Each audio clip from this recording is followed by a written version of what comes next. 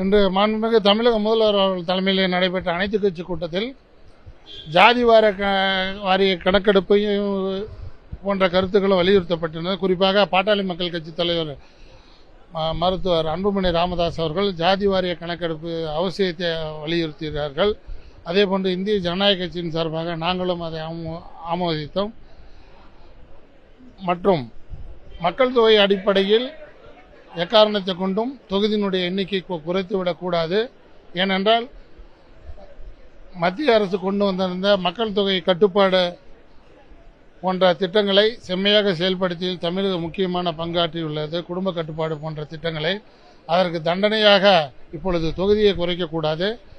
மற்றும் தொழில் வளர்ச்சி, வருவாய் போன்றவற்றை அடிப்படையாக கொண்டு தொகுதி மறுவரை அமைய வேண்டும் என்று இந்திய ஜனநாயக கட்சியின் சார்பாக வலியுறுத்தப்பட்டது.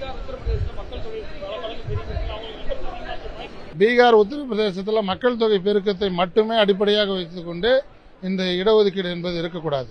அதனோட வருவாயை பார்க்க வேண்டும், வேலைவாய்ப்பு எப்படி இருக்கிறது என்பதும் தொழில் வளர்ச்சி எப்படி இருக்கிறது என்று பார்க்க வேண்டும். இதை வைத்து இதையும் ஒரு அம்சமாக வைத்து கொண்டு தான் நம்ம இது தொகுதி மறுவரை என்பது இருக்க வேண்டும்.